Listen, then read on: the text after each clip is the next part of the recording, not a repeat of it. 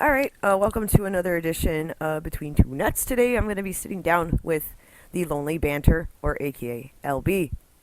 Uh, today, LB and I have talked in the past about different things, about ethical decisions and how they affect the online experience, also offline, because there is this reality that we currently exist in that most people don't.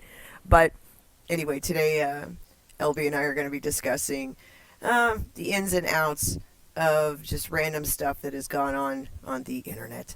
So I wanted to thank LB for uh, coming on today and uh, yeah, all that fun stuff. So how are you doing today, sir? I'm having a wonderful, lonely day. Thank you for having me. um, Jeez, I know you're traveling right now, so thank you for making accommodations to come on. I know that you had a busy life in the lonely universe, even though you like being lonely. But you're still lonely right now, even as you travel, in a sense. You're surrounded by people, but yet you're still lonely. Absolutely. Like my safe space is empty, so I'm good to go. I have no problems right now. Except random maintenance people that come by. So, Exactly. Like how is a maintenance man coming to a cave? Makes no sense. he just wanted to make sure that the lonely man was still lonely and not, like, completely, like, MIA. And he's like, we don't need no CSI. Um, anyway, so, well, I guess the first thing is like, well, how long ago did you start making videos officially? Like, just with, let's say, with you on camera. Let's say that. I think I started January. I mean, yeah. This is bad radio, but I mean, I can legit check for you. 'Cause I don't fully remember. So sometime Um, maybe late last year, going into January, probably. Yeah, it was when I got monetized because I said I'm not getting on camera if I don't get monetized. My face ain't, I'm not trying to scare the people away that early. But after you got monetized, though, I'd say then the channel took off. Despite that, I think you actually increased. Hello, like Mister. I don't want to go on camera. Burr, burr, burr, burr, burr, burr. Yeah, I mean, you're right. I did yeah, I started getting more people coming around and more ladies. My like I pay attention to the statistics and my female viewership jumped like once I started getting on camera. So I guess I did the right thing. We had talked about that in passing before, but yes, yeah, your channel after you officially went on camera, as you've been making videos a while, but as far as like actually getting on camera after that, it seemed within like less than 6 months, you had a significant increase of ladies, and then after that, it just like skyrocketed. Well, your subs went up significantly. It went from being monetized level to where it's at now. What is your current sub count at right now then? As of this interview, I'm currently at 5,578 YouTube subscribers. Great Wow. people. That went, and that's the thing, that grew so fast, so quickly. And then, Yeah. what would you accredit that to? Is it because you know how to utilize social media? Is it because, you're active quite a bit on YouTube on different panels with different people, whether that's, in the past you were on, what is it, Three Black Guys and a Drunk with Drunk C3PO, and then I've seen you pop up on different channels with different people, and of course Lee's channel as well, General Zod, whatever, on his channel. But what do you think helped with that as far as growth? Because we've talked about in the past how, like, doing certain things before you thought were working, like, let's say posting on Reddit or Facebook, your videos, that you're actually getting more subscribers by not doing that. It's somehow doing something with the subs, where the subs they're watching the videos, obviously, but then you're also gaining more viewers or viewership. Have you ever figured that out yet? Like, what's going on with that? It's still a work in progress. Like for me at the beginning, I actually the channel it had around I don't remember the exact number, but it had around 1,000 YouTube subscribers because I used to post like random videos like throughout the years. I mean, I had a YouTube channel since 2006, but like it was just random stuff. So then like later on, I found out it was like, oh, you can make real money on YouTube. So it's like, Yeah. so then, It like I was randomly on my YouTube channel, the one that I have now, and then I saw how many subscribers I had, and you know, I was like, oh, so I researched it more, and then I was like, okay, what I need to do to get monetized. So, you know, I made a Star Wars video that talked about what I was going to do, and then the World Cup was going on at the time, and that's the biggest sporting event in the world. So essentially, I made reaction videos to the bigger games, like with Neymar, you know, the popular players, and I basically talked noise about them and what they did and didn't do in the game. So I mean, that was easy. So like from there, like instantly, I got into the approval process of getting monetized.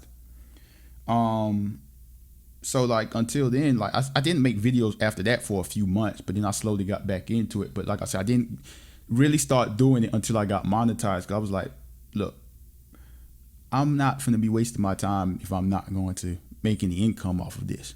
Nothing against those that, you know, don't care about that, but I'm a lonely old man. You know, I have to go places where there's no people involved, so you know I need to make money to do that. But like I said, I mean, for me, it's still a learning process. I'm still like, as far as sharing on social media stuff, like, yes, sharing your content on social media is great. But what I've noticed, for me, like when I'm sharing my stuff, like my watch time and my retention is lower than when I'm not sharing it everywhere. Now, I might be hurting myself view-wise because I'm not sharing it everywhere and getting it out there, but I've noticed that my retention for a lot of my videos is going up, and according to the YouTube gurus, the higher retention is what helps the videos get, you know, in the suggested views and the homepage of YouTube. So it's like, okay, do I want to get some quick views from other social media where people are clicking the video and like, oh, I don't want to watch that black guy, I'm just going to turn it off? Or do I want to, you know, run the chance of getting it suggested or onto the YouTube homepage? So I'm taking the latter chance for now. So I'm still testing everything out. It's like YouTube doesn't have an official guide on how to succeed at YouTube. So Right. it's a lot of trial and error for me. Yeah, and it seems like a lot of people end up turning to one another for assistance. So it's Yeah. like that's the only way people know is like, oh, well, does this work for you? And has this help there? And you know, I remember like when I have not been on YouTube, like quote, making active videos until like this past March, April, May, probably May, I think is when I first got my video up of this year. But prior to that, I'm watching channels grow, and I've been watching YouTube for like a long time. I think since 2000, well, I guess 2006, 7, and then you a YouTube OG. Yeah, I guess so. I don't feel like it though, man. It doesn't feel like it at all. But I was following different, let's say, independent journalists, and then I was following different, just regular YouTubers, and I started noticing like reoccurring themes of like things falling apart with channels, and mostly inner drama within certain groups, especially certain collectives on there at the time, which at the time was, I want to say, like like there was the truther movements, there were the UFO community people, there were Bigfoot community people, there were different genres of everything you can imagine, whether it was crypto and paranormal to political. And I was just watching this from afar, just kind of seeing how those movements played out and how certain YouTubers retained their subscribership or retained their video quality or whatever you want to call it, or fell off the map a bit. But then the thing that ultimately is what ruined everything, whether it ruined a channel or it ruined let's say I wouldn't say like a collective necessarily, but it is, for certain people, their movements would fall apart because there was shit going on internally, fighting and drama and stuff like that. Also, there was always somebody within their groups that were like, I am the leader now, and that's pretty much what would happen is there'd be a lot of power playing and just nastiness. And of course it would fall apart, and it always does. That's what ends up happening when you have people that claim one thing or try to speak on behalf of everyone else. That's dangerous. So, Yeah. Bad things come out of those things. Perp and I talked a little bit about this, regarding the Phantom Menace. Now, do you consider yourself part of the Phantom Menace officially? No. Okay. Because, some people might see, your profile pic or something attached to that Phantom Collective book that's coming out by Stephen Walton. You know that thing. It's like that 4-volume set. Remember that little collage they have of all the profile pics? And, just saying, oh, look, these are all the people in the Phantom Menace, or consider themselves part of this movement. And then, it goes around and around. I think the problem is that, there's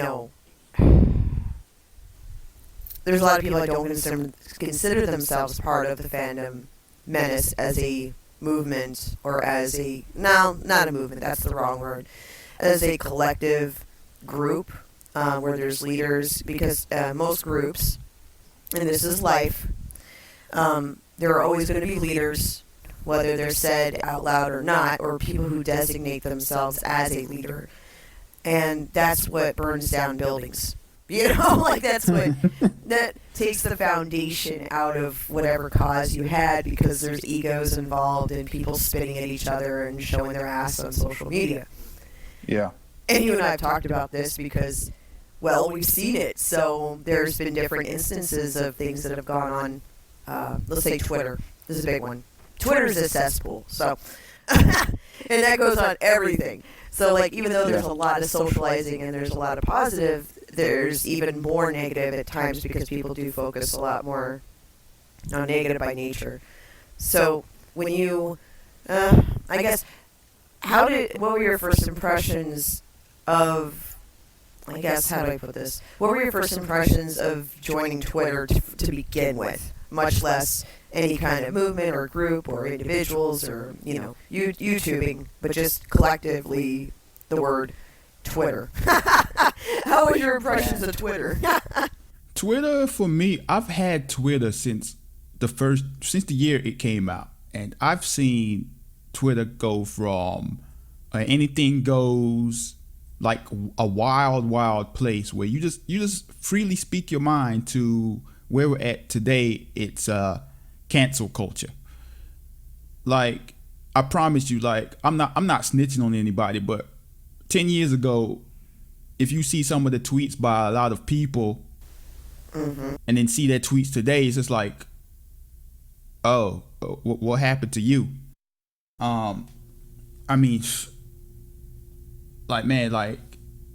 Twitter used to be the place where you just roast every single thing out there, but now you can't do that. Now you have to be completely PC for the most part, because the media, they use Twitter as the barometer for all people. Yeah.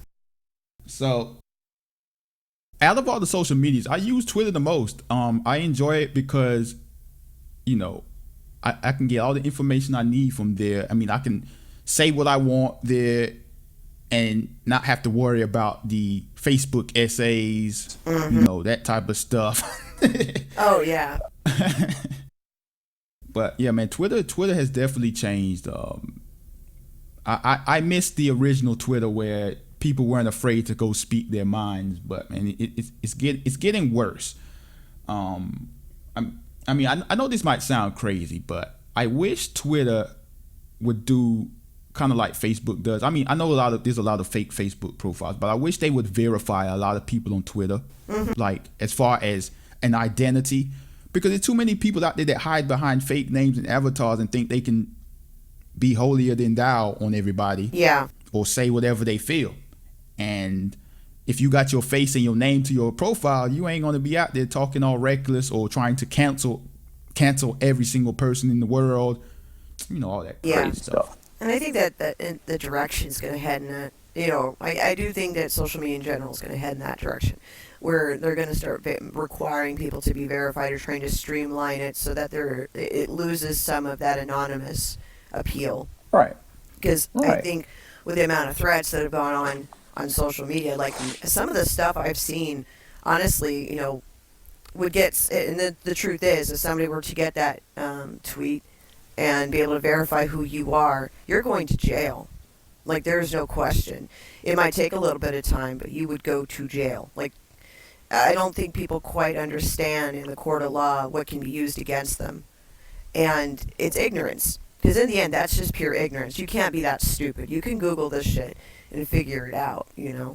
I mean, I've been in a few, I was assisting with a couple cases in the past where I was researching particular individuals that were doing things, and they put everything out on social media, and I was like, thank you very much. And exactly what they don't understand is, even if they privatize it, you know how they do this crap on Facebook or Twitter, they think, oh well, I'll just make it private. It's cached. Okay, I can go to Archive, or I can go to Google Caching, or a couple other third-party sites actually that will still pull your history, and I'll be able to see every photograph that you ever posted in a public manner, and words and anything else, and the dates, and also the geotags, and we can have ourselves a good time. You get that into a court of law, you're going to jail.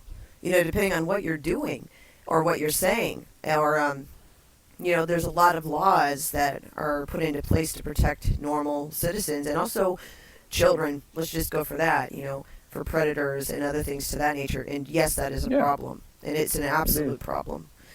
So I think there should be some held accountability, but I can't. It's so hard for me to believe people are still this stupid, and we're in 2019. But then again, I don't know. Do you think we've regressed? Man, that's a whole other topic. I'll talk about that in a second. But back to the Twitter thing, it's like, I tell people I know, like, just because you're behind a fake name, anything can be found on this internet. Like, don't think you can't be found because you're using a fake name or a fake profile picture. Like, if you don't want to get your downfall on something, don't be out there putting this crazy stuff out there. And I've felt this way about Twitter for a while, as far as people needing to be identified, because anyone can go on there and talk reckless or do crazy things. And this YouTuber named Kim Iverson, she even put in an extra point to my mind about it. She was like, you have politicians out there using Twitter as a public forum. So, and she went deeper into detail about the laws of public officials and stuff. And it was basically like, look, that's another reason why you should be your stuff should be verified on Twitter, because these people are talking to you. But I see a lot of people that could be like, well, I'll leave Twitter if this happens. Well, okay, you can leave Twitter. That's fine. That's cool. What you got to hide? I mean, I know people want to protect their privacy, but at the same time, I feel like it's getting so bad with so many people. I'm not going to call them all trolls, but like I said, people just feel like they could say whatever they want because they're hiding behind something. Like, I would love to see Twitter like, look, we need to start verifying these people, and if less people use it, that's fine by me. Right. I mean, YouTube just did that where they were pulling check marks off of people. Or Twitter did, rather. And then YouTube's been going through, if they can't verify certain individuals, things are getting moved around in the algorithms. And I mean, they're doing a lot of these types of behavior where, yes, we should have people verified. And yes, depending on what it is, they should be verified. And it's including myself, if I got to a certain level of whatever influence, I would expect that to be required, just to kind of not only protect yourself, but to hold an accountability. And the internet's always been like the Wild West, and to an extent, and that's slowly going away because of all the regulations and, let's say, censorship, and you can't say this, that's offensive, that's hate speech, get in line, Right. It's a lot of silliness, but at the same time, I understand the accountability. It's a safety thing. In the end, depending on the platform that really can protect users, I don't see anything wrong with that. Now, it really does, though, beg the question of the security process of, holding on to that privacy for that said individual, and Yeah. that's a whole other topic. But as It far is. as but as far as how people interact on social media in general, I don't think they understand the moral ramifications of. Now, morals can be argued, but I don't think they understand the moral obligation that they have to some extent for what their behavior is online and how it'll translate into real life. And also, there's a lot of Getting deep there. ignorance. I'm sorry? I say you getting deep there. Well, it's true. When you look at this stuff, it's hard not to think about it because I've seen you and I both have seen nasty stuff on, well, Twitter, let's say Facebook, Yeah. Instagram, and there's been a lot of really, I would say, I don't know how to put this, morally compromising stuff that's been posted on all those services, whether that's someone's murder, whether that's, threats of attack or rape, stalking. There's been a lot of, real life stuff that's blended into social media, but for other people, it's just kind of like it's like slowing down to watch a car accident. People are just all slowing down to watch, but nobody's really doing anything about it, and sometimes even making it worse by, slowing down and getting involved in some way. So instead of, being kind of like an armchair activist or being an armchair protester or policeman or researcher, as opposed to, notifying the correct authorities if something like that's on there, I've seen that happen quite a bit. Or also not reporting something that they know is a red flag. Like if you see like what appears to be an older person soliciting like a minor, why pay attention. They'd rather video it and upload it than do the right thing. Right, exactly. That's exactly it. It's just like real life. People videotaping someone getting hit by a truck and then just leaving them there to die because they're so busy videoing. You know what I mean? Mm-hmm. It's almost the same logic. So when you have all of these like very highly, I don't know what the word is, just obviously not well placed ethics and morals, okay, of like how we interact online, because we think, oh, it's just online, it doesn't matter. There's still real people on the other end. Now that's assuming, however, like you and I have discussed. Have you ever had any incidences where you have dealt with someone who they claim to be someone else, but very, very much honestly at some point that they aren't who they seem to be? All the time. Shoot, man. That's been happening since the inception of my internet life. That's old as a tale of time, really. Everyone that gets on the internet has had something like that happen, but it's I think it's gotten worse over time now. Like I think what do you call it? I was talking to someone recently about the personas that people carry online, and the way that they carry these superficial fake personalities, and then when you meet them in real life, they're not even close. Like they're they're not even like, let's say they're female, they're not even female in some cases, and they make up stories, or they're not who they claim to be. And they act shocked, and I'm like, well, there were red flags in that behavior, and they're like, no, I didn't see it. That's because you weren't looking, because you were thinking with one part of your body, and it wasn't your brain. And that's why certain things happen to some, like, let's say, males, being catfished, which we've talked about. Yeah, we've talked about a lot. And, what are okay, here's this, let's get this directly from you, LB. What are the signs that you're possibly being catfished online, for those who don't know what catfishing is, or better yet, have never had it, quote, happen to them, or maybe they're currently going through it and they don't know for sure? The first warning signs are if all of their profile pictures are like from the chin up. Second warning sign is if you're talking to them personally and they never send you pictures, or like their Instagram, it's the same. Like if you go on their Instagram, the same type of pictures. You know what I'm saying? Like Look, if someone's interested in you, they're going to send you pictures. Or they're gonna want to talk on the phone, or they're gonna want to talk on some sort of FaceTime webcam, whatever. You know what I'm saying? Like if they're only set on text messages or DMing and nothing else, then that's a warning sign, buddy. Oh yeah, especially when like the pictures all like you were saying they all look the same. Yeah. And they all have the same like angle. I don't know how to say Yeah. that. The trick angle. Yes. The angles are all the same, or the photos are all the same. It's quite possibly they've lifted those photos from someone else.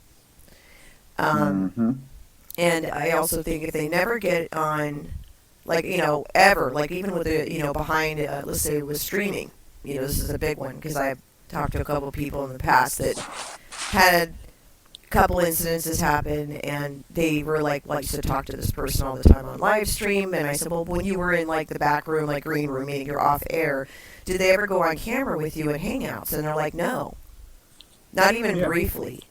This ain't 2009, buddy. Like, right. Right. Like there's no phone out there that does not have capabilities to do video. Right. And even if it's like 5 minutes or whatever, like getting on camera and just saying hi and then going. I do that just so that way, and especially if I'm not, talking actively, that way they know I'm actively listening at least. But I've always thought, well, it's good to verify you are a human being and you're not just this faceless person or squirrel.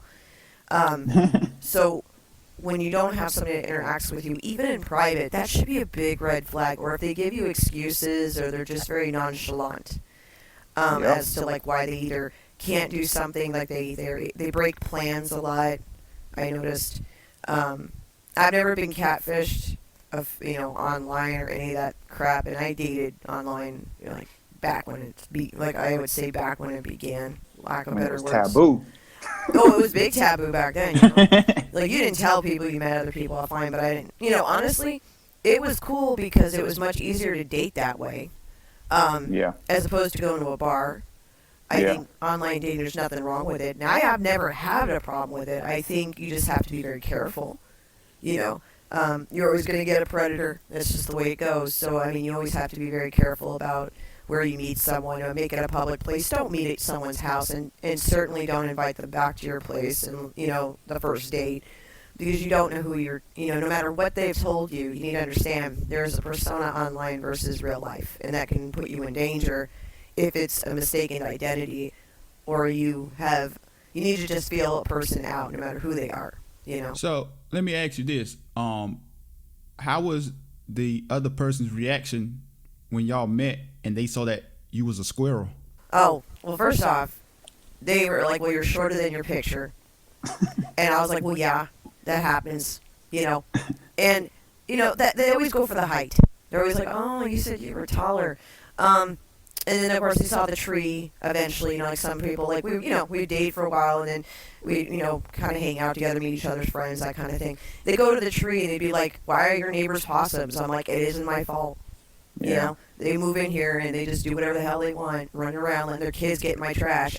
See, that's why possums, you just can't trust them. So you was prejudicial. So they was squirrel fished, or is it cat squirreled? I didn't fully squirrel fish them, I don't think. When they saw me, they were just like, well, you said you were taller, and they were just irritated because, I had a whole lot of more hair than they expected. And squirrels don't shave. Truth be told, when was the last time you saw a full shaven squirrel running down the street? That's just creepy. That's some albino shit. And, like, I don't know.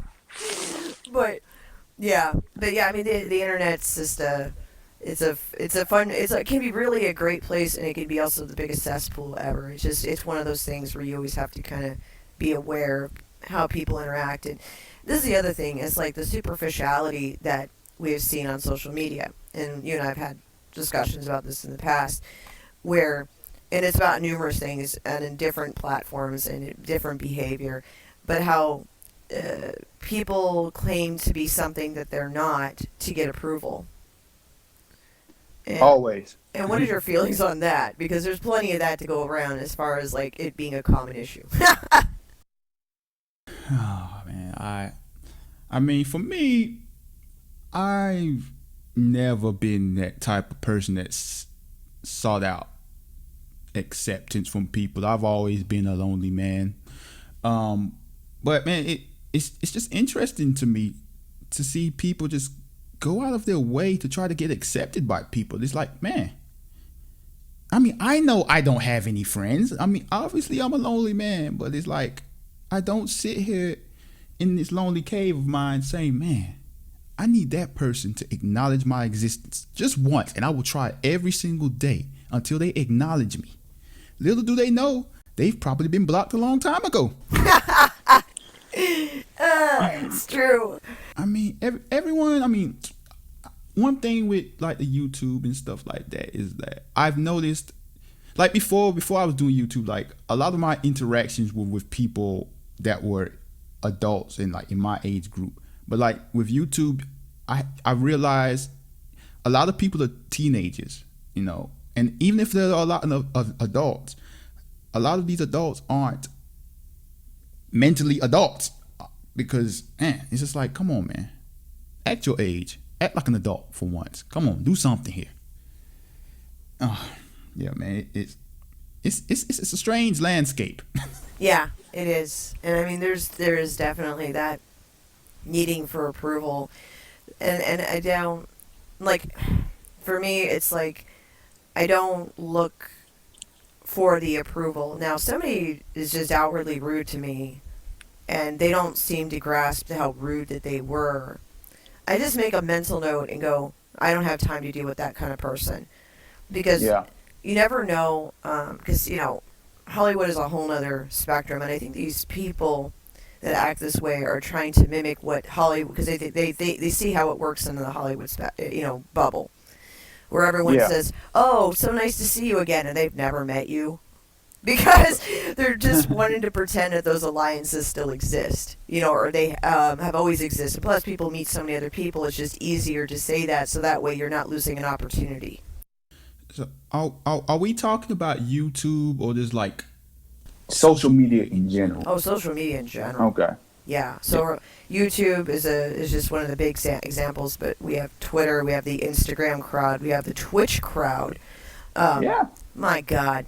I think it a big issue is the whole aspect of liking and like views, and like and with Instagram it's a big problem. Like I think they should, I think a lot of these places should like change up the way that like public statistics are showing as far as likes, views, retweets and stuff, because I mean, it just drives a lot of people, and that's all they think about is getting likes and views. I mean, it obviously shows in the stupidity a lot of people are doing out there. Mm-hmm. Like people live streaming murders and not thinking a second thought about it. They're just thinking, man, I'll get millions of views off of this. Like going to grocery stores, licking ice cream. Like, bruh, you're going somewhere to lick ice cream for views. Like, And the thing is, like, they're not, obviously they're not thinking that through at all, except for that whole formula of just the likes and attention, because a lot of people are like, well, why would you stream a murder or stream a rape or like a beating? Remember that beating of that special needs kid? I think Yeah. it was in, where was that, Baltimore or Chicago? And there was all these things that have gone on, and it was rewarded with views, and of course those videos eventually did get removed, but it's the obsession with, I think, attention. Negative attention is still attention, and even that's why you hear people like making like whether it be videos or they put a post up on some like Instagram or Snapchat. Snapchat is like on it. It's been out the door for a long time, but they will post crap on there, and everyone's like, I can't believe this person would do that, but they're still getting attention. You see, so even though it's buzzwords or clickbait, they're still getting that attention. Yeah, and I don't want to fully blame it on the whole social media aspect. Just to let people know, because like, just think when we were kids, Well, when you was a young squirrel and I was a young lonely man, just think when you're in school and there's a fight about to break out. What does everyone do? Everyone gathers around in a circle Yeah. and watches. No one stops the fight. They wait for the teachers to come. Everyone else is standing there watching. Yeah. It's the same way now. Like people want that attention. Like I'm pretty sure if when we was little, if we had this capability, the same stuff would be going on. People would be videoing the fight and uploading it.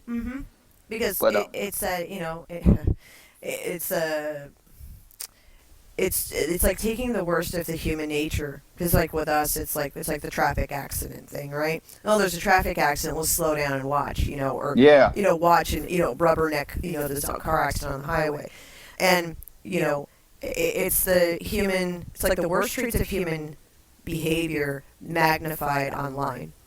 Yeah. And I think that's what's made it so much worse. So you have people pretending to be other people because they're unhappy with their lives. In the end, that's really, it's either to make money, but it also points to not being happy with oneself.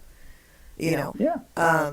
It's one thing to have a persona, like, let's say, Doomcock is like the evil dictator, right? Yeah. That's a persona.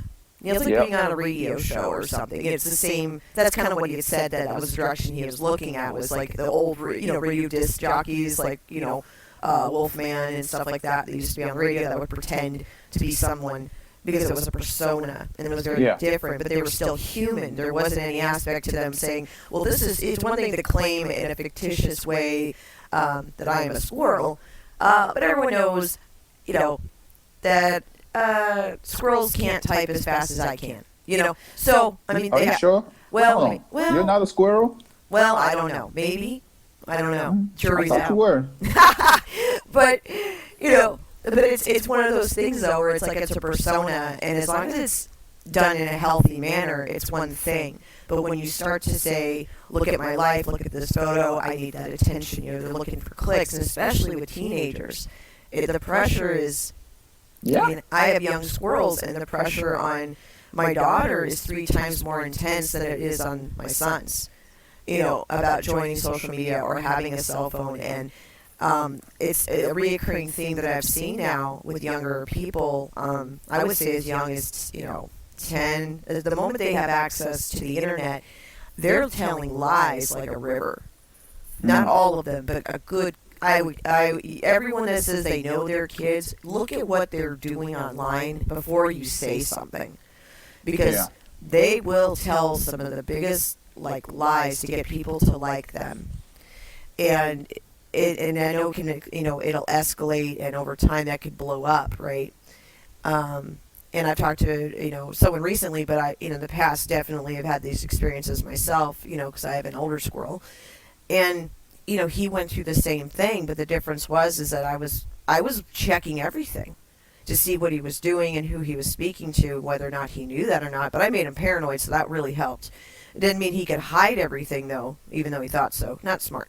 But the point is, though, is that that attracts a lot of negative reciprocation. Meaning, oh, well, if I tell people that I'm something I'm not, they like me better for being a fake person. Right. And that's scary, because that starts to develop this persona in real life that, oh, well, I can just pretend or role play this other personality and pretend to be someone else online. But it gets deep into like somebody's head. You get so deep into your head thinking, oh, well, yeah, of course I own this Lamborghini and I'm 15. Get out of here, I mean, that's all obviously jokes, but there are other things where they're lying about their family life. They're claiming abuse that never actually occurred. And all these things can come back to bite parents in the ass, but also hurt the child indirectly too, or make them more susceptible to lying about their age and putting other people at risk because, like you were saying with the verification, I think that is coming. I think that is something. I wouldn't mind it, especially in certain platforms. On other ones, I think it needs to be a different roundabout way of verifying it, where you may not have your name public per se. Like, let's say I have this quote brand name, okay, with Mad Squirrel. If they decided, okay, well, we want to verify you, you can still use that name, but we need to verify who you actually are behind the scenes. Right. it's just like if you go to one of these sites where you got to put in your credit card information. Right. You know what I'm saying? Right. So I mean, I think that would be. I had to verify myself with Facebook a while ago, and because I was changing. I was removing this is a long time ago. I had to remove a middle initial, and that was enough for them to be like, "We need to see your driver's license. Would you like to light me on fire?" Yeah, I think you do. You know, yeah. you mentioned that like that happened to a lot of people I know, and they were so upset about this. Like, what are you getting upset about? Facebook asking for your ID? Like, stop Right. using fake names. Right. And it's Like- don't worry about. I mean, don't worry about. I know that they were like really sticklers about the names. That was the thing that pissed everybody off because not everyone wants to go by their full name on social media because maybe their employer, you know what I mean? Because you know how some employers want to see your history, Yeah. and I think that's where a lot of people are like, I don't want to do this, and they just left Facebook. And I was like, oh my. So I mean, Facebook needs to reevaluate that also, and as far as that verification process and stuff, just to eliminate that. But there is an accountability, though. There should absolutely be one. I'd be okay with verifying with Twitter as long as I could keep, the name that I want, and in the background, just like you were saying with like a credit card or whatever, they have that verified information on files. So if something did come up, and this is just being honest. If something came up and let's say there was a threat issued from my account, I could be directly contacted as opposed to, guessing that this is, this is that, or doing too much research. And obviously, I see nothing wrong with verifying because we have no privacy. We haven't had it in so long. The moment you were given a social security number, you not only became politically active against your will, but you lost your privacy at the same time. So when people get upset about losing what little privacy they have left, I'm like, you have to understand there are so many websites taking your information that you don't even know about, and it's frightening. Yeah. I mean, like straight up, like you said, like if you can go on Twitter and use a name, John's an OG gangster from whatever, that's what you want your Twitter name to be, cool. But if Twitter can still verify your real name behind the scenes, because what if you go out threatening malls from this Twitter account and they need to find who you are? You're going to be less liable to do something stupid unless you're from Florida. Yeah, you're going to be less liable to do something stupid if you know you have your actual information in your profile. Right. Unless you're from Florida. Man, Florida, that's an automatic, yeah. Yeah, nothing has changed either with that state, with that stuff. It just never has. Like I'm from Miami, and originally, and nothing has changed. I'm like, oh, people are snorting bath salts. Oh, that's Miami, or somewhere in Florida, guaranteed. And yep, it was in Florida. I'm like, it was in Miami. I was like, that makes sense. And but I mean, that's the insanity of all of that is which is how online interactions have gotten, and also too. I think that with online media, there's been a lot more. What do you call it? We've talked about this on the stream before about, a lot of married individuals getting out there. They're in happy marriages, and there's a lot of it. I mean, there is both men and women, and I'm a married squirrel, but that doesn't mean I still don't have fools that try to push something. Yeah. And I'm like, really?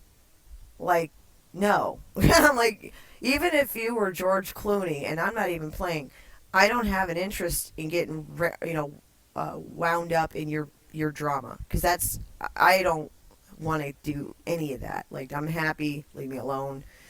But it's on both sides, male and female, and I think that, I have a personal issue with that behavior because in the end, you're the one accountable for that behavior.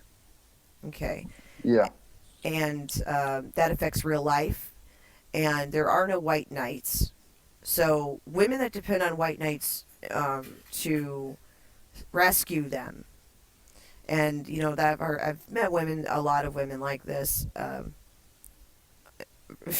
since I was very young. And I find it to be pretty much the saddest thing ever. And of course, women, like I have been told, as a young squirrel, I was told that I had a very strong grandmother, thank God for that, and that I had other people that were not as strong around me that were saying, well, sometimes you just have to go for the money, and you have to learn to settle. And that was the advice that I had originally been given. It had not been for Grandma Squirrel, I wouldn't have known any better. Because that's how some women were brought up. And so they're always looking for resources. And the same with men, but men's resources are going to be a lot different than women's in some contexts. I mean, money's always a thing, but it's not nearly as much of the motivator. Motivator's usually sex, with or convenience and sex and things like that. Not as far as that kind of behavior goes. But with the women, it's about being rescued, or it's about gaining resources, and not really dealing with, like, you cannot run from your problems. And online, a lot of people run from their problems. So this is how we end up with, like, people make jokes about thoughts all the time, because you can get male and female thoughts.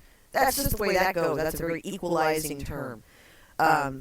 So you get these people that will go on camera and they hypersexualize themselves, and then they wonder why they're not respected.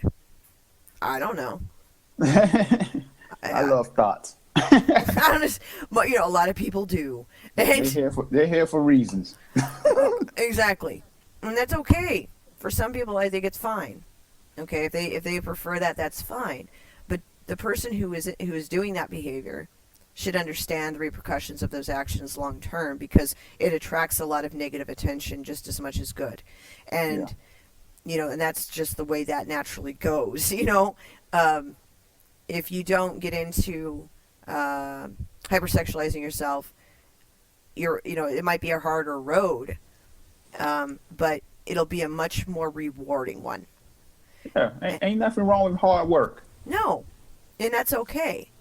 And I think this is the other thing that we've talked about, and I wanted to bring this up, is the amount, like we were saying, like with your channel, you put a lot of effort into your videos, meaning you're working on graphics, you're looking at your editing, your sound.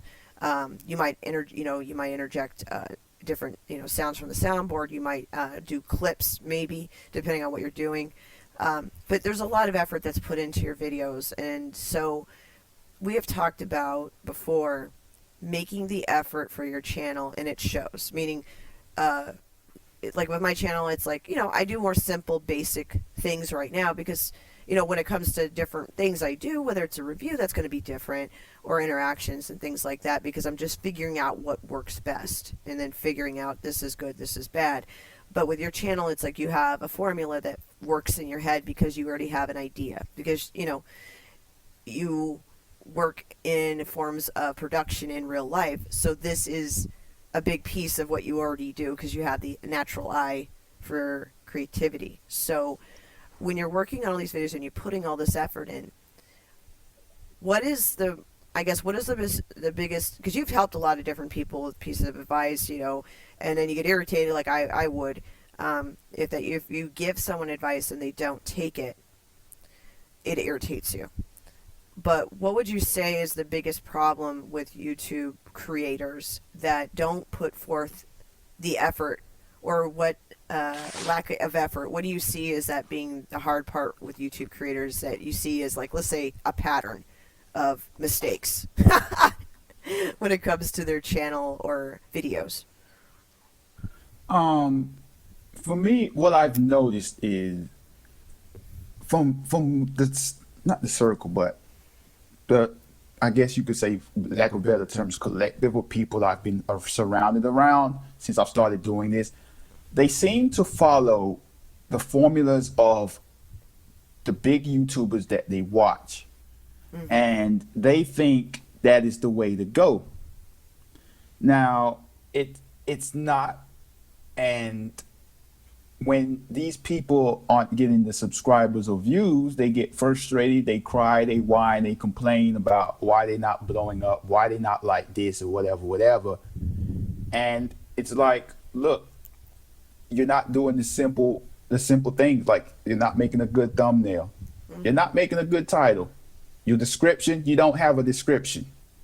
You're not using good tags. Like, you're not making content that is making people want to watch. Like, those are the simplest things. Now, I'm not saying if you make the greatest video ever, you're going to get views. That's not the case. Like, YouTube's so big out there. But if you're not putting the basic effort into creating a video that even you could watch back and forth again and again, like, how do you expect your channel to grow? You know, like, and not only that, it's like, for example, just to use the fandom collective thing. If I don't know how many people are in it, let's say 100, for example. 100 of them love geeks and gamers. I'd say 95 of them are making videos on the same stuff that geeks and gamers are doing. So it's like, okay, you're a small YouTube channel. What makes you think that people are going to watch that same video that the big YouTube channel has already made multiple times? And that when it comes into an echo chamber, and it goes into like YouTubers finding their voice and their what they're good at, and this includes me too, because I still to this day, like, I'm not a big YouTuber, but like I don't say I have an influence, but I have a lot of people that look towards me as somebody that is doing something good. But I still struggle with finding my voice as a channel, and that's what a lot of people need to do. They need to figure out what they're good at. You know, don't copy somebody else. It's not going to work, because even if you say you do copy somebody else and you blow up, it's going to eventually show. Like, you can't pretend to be something you're not, unless you're like doing, say, for example, a Doomcock type channel. Oh yeah, and I think the mimicking of material, like I have witnessed myself, certain things that people will just automatically grab onto. It's like a brand new idea that someone was just discussing in private, and that person will take that person's idea, you know, and the third party will come in and take that idea and put it on their channel within like days. Yeah. And I'm like, wow, like that was, I mean, blatant. I was like, wow, if the people in this conversation, and this was a, you know, like a larger group of people talking, and they did that behavior, and I was like, that's interesting. And so I just kind of watched it play out. Of course, the video bombed because it wasn't their own idea. So there was there was certain elements missing from that idea that crashed and burned it. It isn't just so much stealing an idea and thinking that's going to work. In the end, there's a lot more thought that's required than just stealing one idea. You know? Yeah. Like, for example, when I was starting out, like, I wouldn't say I was making videos like other channels, but like I was watching a lot of channels that was like big, and so like I was kind of molding like videos I was doing. I wasn't copying them, but like if they did this article, I would do this article and, you know, add my spin onto it, obviously. And but then I started to realize, like, okay, for me, I'm noticing that these channels, they're not being authentic with what they're talking about. And the prime example is this, with the whole Captain Marvel thing. And it's like, I had to take a step back and sit here and say, do I want to be that channel that is just going to keep making videos about the same quote about a person? And just keep running with different things and things and things, because at the end of the day, it might get me views, but I'm not going to grow because it's the same thing as many other channels. Right. So like, yeah, man, like the YouTubers, like there's no set way to grow your channel. Like this whole, I have to do this for the algorithm thing. Well, there's no set guidelines of how to break the code of the YouTube algorithm. Because they change so much. But yeah, exactly. They change so much. But there is a code on how to maximize, you know, how you can get your video out there. And I mean, it's simple. Like YouTube is the second biggest search engine in the world. Google's number one. SEO, titles, thumbnails, description. Like, you can help that type of stuff. Now, whether your video gets 100 views, 100,000, 10 views, whatever, we don't know. But you will never know if you don't do your stuff in your video correctly. Right. So it's like, how does that hurt you for putting the correct thumbnail, the correct title, correct description, or whatever? How does that hurt you? You know, and that's very simple. This is like 101 stuff, and a lot of it is about effort. So if you want the channel to grow, it's putting the effort into that channel and the sweat and the time, and making it look accessible and friendly to a consumer. Because most people, when they look at a video, do not read the title. They don't read the title. They look at the thumbnail. Right. So that's their first impression, is your thumbnail. If your thumbnail is attractant, meaning you got the right font, it's visible, you can read it from a distance, it's not tiny fucking font, okay? As somebody who does graphic design a lot, that pisses me off. On, like, it gets under my skin. Like, when I will not click on that thumbnail. If I see the and that's me being a bitch. I'm not, bitchy squirrel, whatever. But if the font is not readable, I don't know what the hell I'm looking at. So then I have to go to the title and maybe not. I would say when a thumbnail is looking that shaggy, I'm hoping that title is going to save it. Meaning what is in this video that I want to waste 10 or 15 minutes or even longer of my time on. And if I can't read your title or your thumbnail, I don't even bother, because at that point, I what's the point? It's a waste of time. And there's a ton of other videos that'll take the place of that one video. So it's really about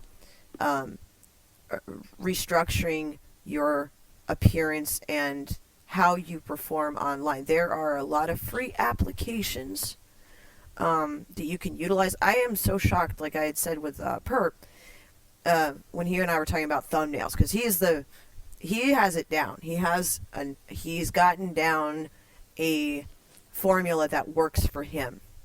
Yeah. And he has his thumbnails looking good. He takes the time on those thumbnails. He's doing all of this stuff on his smartphone. And that was like mind blowing. I'm like, dude, so when somebody says all I have is my phone, I'm like, no excuses anymore. Let me show you how. Like this is why there's no excuse anymore. As well as PB. PB uses his smartphone. So he puts the effort in trying new things. And, I don't use smartphone at all, like as far as editing or any of that stuff. I use the regular desktop or laptop. And it's just easier. I'm more accustomed to it because I'm always doing other stuff anyway. But it's nice to know that I can take my phone and I can edit a video, or I can make thumbnails and get it done sufficiently. But I think that, when somebody says, well, I don't have the time, but you have time to make a video. Yeah, exactly. And you have time to edit it or not edit it, whatever the hell you're doing. Sometimes rendering can take an hour, depending on how long that video is. This is all about effort. And you and I've talked about how effort is important, and like how I was raised, and also just from being in different art programs and all this different crap over the years, and writing courses in college. The thought I always had, and this is what helped me a great deal of time, even if like I struggled with a subject in college, I got through it and successfully accomplished the class because I put my best foot forward, even if I was frustrated, even if I hated that professor or I hated the curriculum. I thought, well, I'd rather put my best out there. So at the very least, even if I didn't hit the mark 100%, at least the teacher will recognize that, number one, I put the effort into this paper. It wasn't just me throwing it together because I didn't want to show up, Yeah. And that's how life is. I think that's whether it's no matter what you do, even if that's doing a favor for someone or writing an article under a pen name, those are all efforts that should be put your best foot forward. So at the very least, you can't say, you know what, I did my best effort at the time and whatever. Like you put out energy that's negative when you half-ass things. And And when you mentioned that, as far as if the thumbnail, like the text ain't readable, you don't click it. Now just think about how many people that can't read the thumbnail click the thumbnail to see what the video is about and then exit out of it within 10, 15 seconds. Yes. Now you might get a view, but that's not helping your video in the long term because people aren't watching the video. But yeah, man, it's like, and another thing as far as like, look at your analytics. A lot of YouTubers don't look at the analytics. I mean, the analytics tell you everything you need to know. Like, you don't need someone else who can't see your statistics telling you how to grow your channel. Mm-hmm. Like, your video could have 100 views. You're like, oh yeah, this is my highest viewed video. But if you look at the statistics and only 5% of the people are watching the video, like they exit out of the video at 10 seconds. That's telling you something. Or if your thumbnail click rate, you might have 100,000 impressions on that video, but you only got 100 views. So that's telling you your thumbnail sucks. And the other thing too is like, everyone has like different methods of putting out their material or promoting it, and it does take time. Sometimes like I'm in no massive hurry on my channel to blow it up, because I don't plan on monetizing my channel, and that's the truth. No matter how many subs I ever end up with, I will not monetize, because then I'll have to deal with censorship and other bullshit, and then go through that drama of monetizing. I don't really care.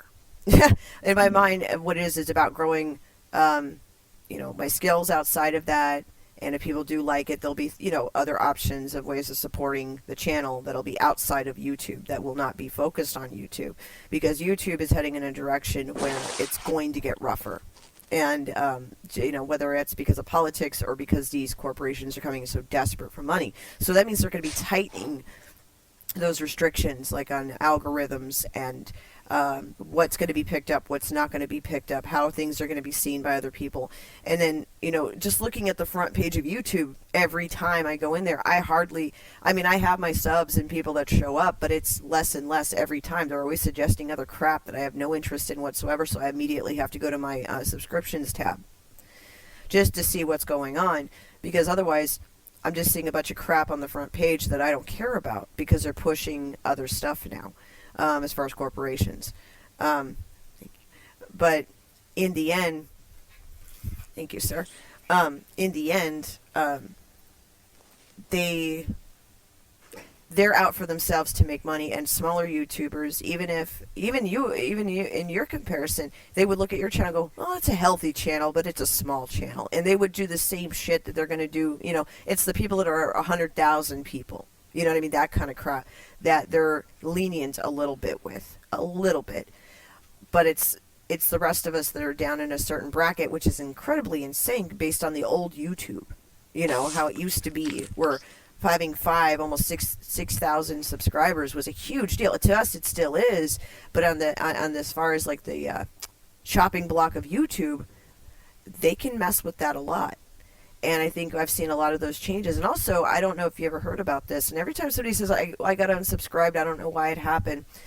About 5+, I want to say it's been 7, 8 years now ago, YouTube actually said they were going to be limiting certain amounts of subs that people can carry.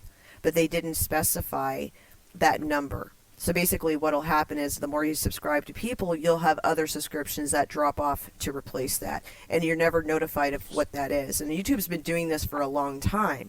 So they do have a limit. They just never specified what the limit was. And it was a very generalized term. It pissed off a lot of YouTubers at the time. This was many, many, many years ago. It's like, I want to say pre-Obama's second term in 2012. So it's been a while since this has been going on. But that's why people drop and lose subs. In that weird way, because certain users, I'll have to look up the numbers if they ever did give an actual number, but I remember this very specifically because it was a huge uproar about it. Because it's still going on to this day, and people say, well, YouTube likes to unsubscribe people. Yes, it does. Absolutely does. But the problem is that you don't know what channels you're getting unsubbed to as a subscriber. When you go and click on, let's say I'm subscribing to this person's channel, and I don't realize I just got unsubscribed to someone else's channel, and I don't know how that even works because they don't tell you. So you have to, I think it's to make people more aware of who they're subscribing to and make more of an effort to pay attention to who their subs are or their subscriptions list is. I mean, This was many, many years ago when they did that. Just thinking about it, it's like, how many people do you need to be subscribed to like Man. like there's only so much stuff you can watch in a day. Mm-hmm.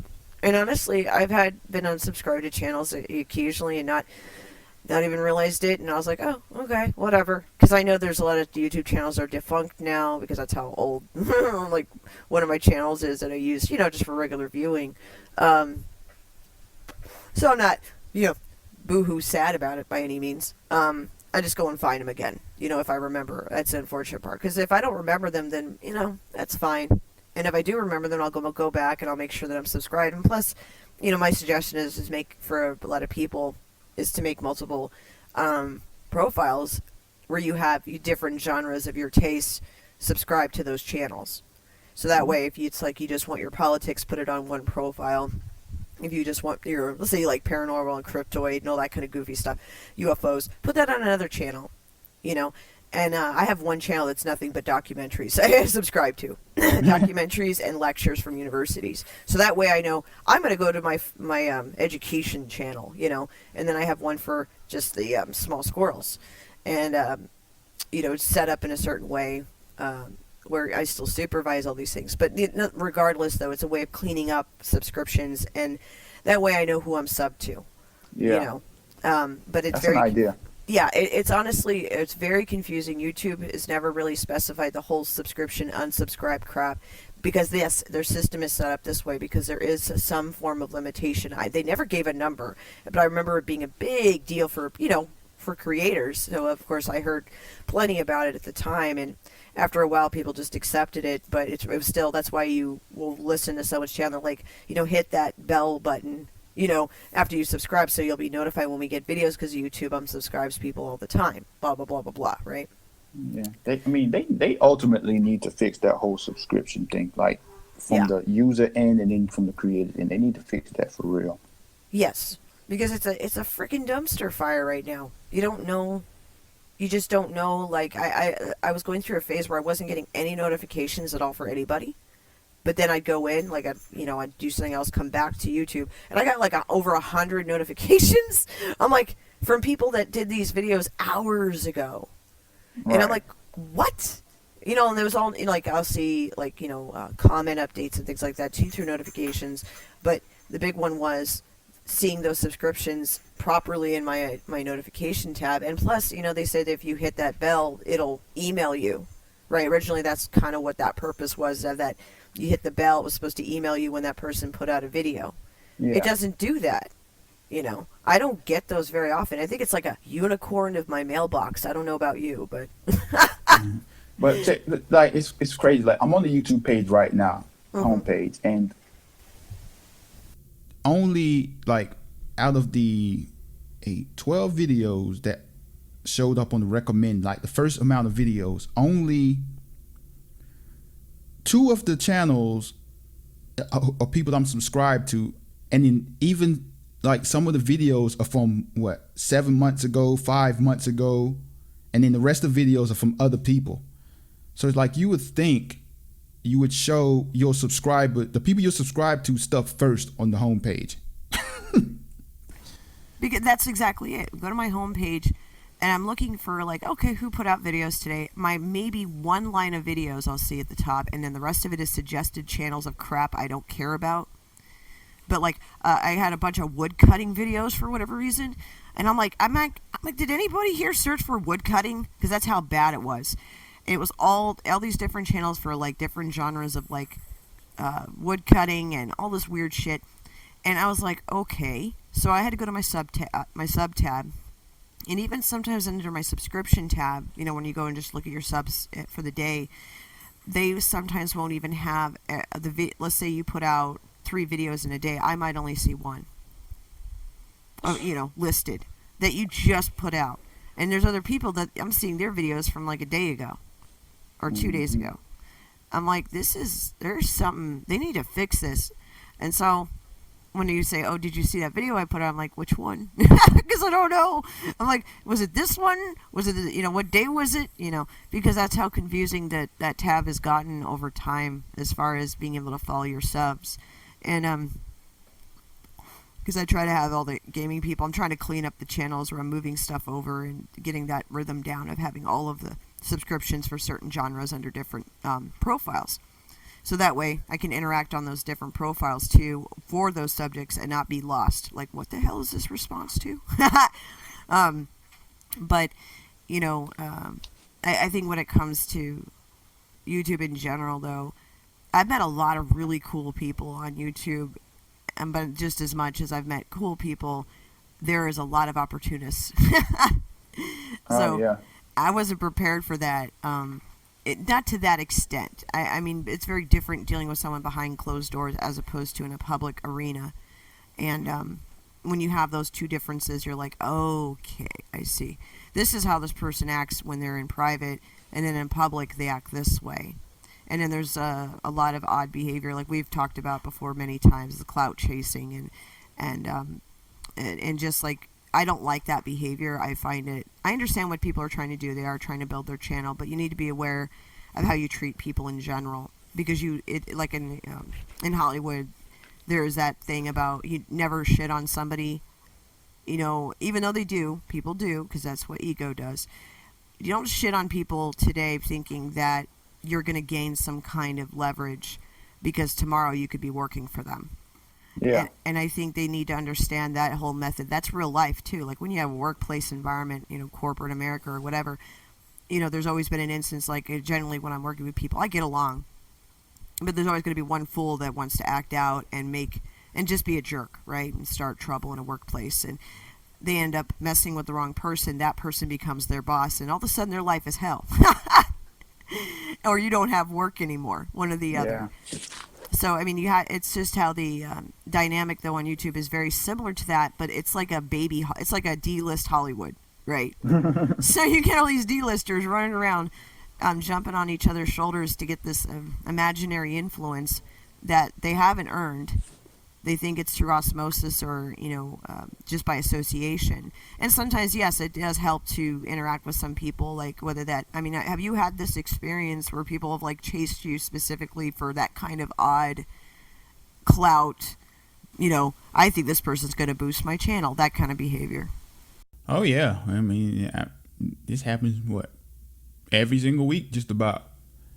And it quickly ends because I guess they realize I ain't having it. Right. Well, it's kind of an insulting to intelligence. Like, when somebody treats you that way, it's insulting to the intelligence of the person, and it's a waste of energy. Like, why? Like, I'm not gonna. There's certain people that I've met that were, in like private hangouts that, they seem like nice people or whatever to a point. But as far as like wanting to go on their channel or interact with them in that social setting, and I know they wouldn't invite me because I'm not up to their standard, right? I was told recently in a DM, you'd probably get on more of these bigger YouTubers' channels if you would show your face on camera. And I said, well, if you want a whore, there are whorehouses available in Las Vegas. You know what I'm saying? And I don't have time for it. And I think, that's kind of how they see people as resources to prop themselves up, and that's where you use people, right? And I know that everyone's had a moment in life where they see somebody as a resource or whatever, but if they, here's the deal, you never know who you're dealing with on the other end. Even though people are nameless to some extent on the internet, at least in the YouTube community, their name can carry a lot more weight in different circles than they're given recognition to online. Yeah. And you never know who you're dealing with. So, like, I guess my advice is, I've met a lot of people that, like, I don't, quote, go on their streams or any of that stuff, but we chat off and on. You and I talk quite frequently. I talk to different people, in day-to-day life. I'm busy, you're busy. We get busy. There's a lot of busyness in real life. And yeah. I don't think a lot of people understand that part either. Is that in real life, aside from our families or for travel or business, whatever it is, there are a lot of other stuff going on in our own lives that honestly, keep us busy. And I don't mind helping out. I don't mind helping people to a point, but I want to help those who want to help themselves. And I think that's one thing I've talked about is helping those who want to help themselves. And that's not too often, apparently. Man, and the thing is, like, I don't mind helping anybody at all. Like, there's people I've helped out because honestly, they're good people. Highly recommend, by the way, Lady Tariel. She's one of the sweetest people on YouTube and one of the kindest. And it's very rare to meet kind and genuine people. Just not generally nice. Like, their demeanor is pretty much, loving and funny, and they have their own way about themselves. They hold themselves well. And there's very few people in real world, let's put it that way, that do that hold themselves well. They know how to interact and communicate well, and they're, genuine. And I think that's what sucks, is that there's a lack of genuineness that you can find in social media in general, whether that is on YouTube or Twitch or anything else. And when you meet these people and they're complete jackasses and they're egomaniacs, why is it a surprise? And I don't expect people to change. Like, that's the other thing is, like, I've spoken to a couple people that met some real life YouTubers that were bigger YouTubers within the community that we're associated with, and they were very, like, disappointed in them. And I was like, why? First off, number one, they're human. 2, they have an ego. 3, you think they're doing all this because they got a lot of hugs as a kid? I don't think so. To act that way tells me you're doing this for some either it's not just money. Money doesn't fix, it might help fix some, quote, peace of mind problems, but it doesn't fix all the important things in who we are as people. So if you go into something not being genuine, I think that hurts you. Inevitably, it will. I agree fully, because I say it all the time. If you're not being yourself, you can't put out that persona of being a fake person. It's only gonna last so long. You know what I'm saying? Like, if I wasn't myself, it's gonna come out eventually. It always does. It does, and it's always like usually under stress, right? I've seen this happen. The person gets under stress for whatever reason, and they have a meltdown. Yeah. And it's either social media meltdown or whatever. And you see those videos on Facebook with the meltdowns; those are fun. Yeah. With the diary entry. Yeah. Or they post that extra long post on Instagram with them a half naked picture. Like, bro, we ain't reading all that. Yeah, exactly. I've seen those. I'm like, what is this? I feel like it's a Bible story. Joseph's in here, the Immaculate Conception. It's definitely got that. People need to have to come back to who they are as people. Like, there's some wonderful channels where people are like, they're smaller, but they're being themselves.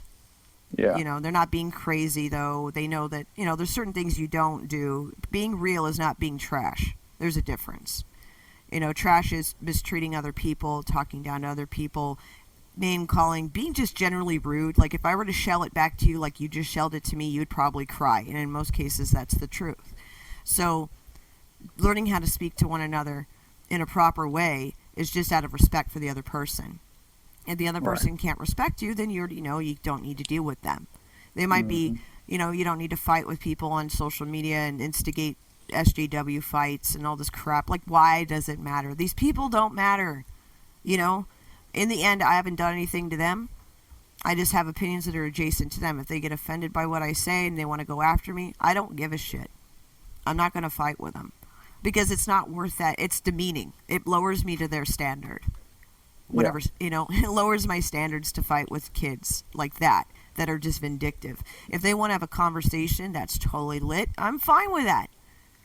I'm not going to fight with somebody over dumb shit. It's just a movie, or it's just this. And if you want to go and try to take it over and do all this stuff, you're going to be broke. That's fine. You go and live those pipe dreams. And then when you come back and you come to the reality of it, you'll realize you're not making that money. And then you start to blame people and name call, and that's when you get the name calling, right? And Yeah. that's when everyone gets involved and gets emotional. And I'm like, no. Don't lower your standards for the kids. You can call it out, absolutely, but you don't need to get into a name battling and doxing battling or any of that other behavior.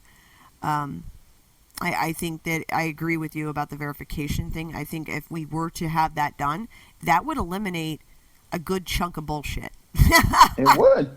It really would. Like all these internet tough guys would simmer down a whole lot. Mm-hmm. They wouldn't have a whole lot to say, and there'd be a lot more tempered voices. And God knows that would be, well, honestly, it'd be a breath of fresh air. You know, as far as like the politics and all that, man, I don't care. Like I was the other night when we were, you weren't on stream. I popped on just for a short bit. I was exhausted, but I went on for a little bit just to see what was going on. And there were people fighting about Trudeau over this, what do you call it? A brown-facing incident? Yeah. One of three? I don't know. He was busy. He was a busy Yeah. teacher. People were fighting over who was worse, Trudeau or Trump. I'm like, they're both idiots. In the end, politicians are snake oil salesmen. I mean, man, for him, like, I don't care, man. It's just a case of a white guy being around nothing but white people his whole life. That's all it is. I mean, because they got upset with me because I started with, well, this is white, what I consider to be what other idiots don't understand as a form of white privilege. Okay, I don't like that word set because it's been so abused and misconstrued. You know, everything's white privilege, you know. But when you're in a Connecticut upper class foo-foo Yankee mentality, I don't know what else to call it, very foo-foo, where you're only around white people, you've been given everything you could want, you come from a place of privilege with money or influence, whatever you want to call it, you can act like that because it's making fun of people below you in your mind. Right. It's an automatic, in their mind, it's a permission slip. And that's also against Jews. That's against blacks. It's against anybody that's basically what they see as below them. You know, there are still country clubs in New York and other places that don't allow Jews into them at all. That's how crazy things still are in the world. So the fact that these places still exist, and there's actually like authors unions and things like that are only for men. You know, like women writers are not welcomed. And over the years, these have changed, but there's still quite a few out there, intermittently, that may not have as much influence, but they definitely have the legacy there. I mean, these things exist in the world, and I'm not saying everything is racist, and I'm not saying everything is sexist. I believe there's a lot of crying of wolf that's wasting time and resources, but I think as far as this society of the upper crust white, you know, white people, I don't know what else to call it. I've intermingled against my will with these people when I was younger, and I didn't like them. They were terrible. You know, the first thing out of their mouth to me was, well, what are you? Or what's your background? Like, that was acceptable conversation. And I guess in a sense, when you're a female, women get a very odd treatment and differential to someone who is a male of a different ethnicity. Women are treated very differently, even though there is still racist or sexism in that context. There's different methods of prejudice that are applied. Does that make sense? Yeah. I mean, it's like, I hate to say this, but back in the days of old, like when they were raiding towns and slaughtering everybody, they would take the women. They wouldn't kill them right away. You know, they would rape, pillage, or marry them, right? They were seen as property. And it still kind of happens where it's the novelty thing, right, in different cultures of certain races being seen as, oh, that means you're getting somewhere, right? Mm-hmm. Certain places in Africa, not at all, you know, but there's certain places in Africa where if a black African male marries a white woman, that's seen as a boost in his reputation or class. It's insane. And I didn't realize that was the case for a long time. Like, you live and learn, right? But it's not like that everywhere, but it still exists. And Yeah. it's very strange. So but with the Trudeau thing, that's what that was. And they, I don't care if, people don't agree with that. I don't really give a shit. It is what it is. I mean, I'm going to call silver spooned mouth brat exactly what they are. Because why the hell does it matter to waste time on them if you have a general... Don't expect them to change suddenly overnight because they're running for office. Yeah, man. Like, I'm just like, this is nothing to me. I don't care. I know. Somebody who don't want him to win, expose him. That's all. Yep. This stuff's been out there forever, so it's like just now we're seeing these. And you were a teacher. This isn't like you were in like high school or something. Yeah. He was a teacher at a private school. I'm like, well, that's a... Uh-huh. How could you not? How could you not know? Right. There was more than one set of pictures. Come on. But anyway, I don't know. But what do you have going on your channel, I guess, for the week as we were heading forward? And I guess we're getting close to October now. I don't know. We'll see. But when I get back from my sabbatical in this cave, I am definitely going to make a video talking about this climate change thing with the not boycott, but the kids skip school and the adults skip work to do a protest of climate change. And I'm like, oh, I got to talk about this when I return.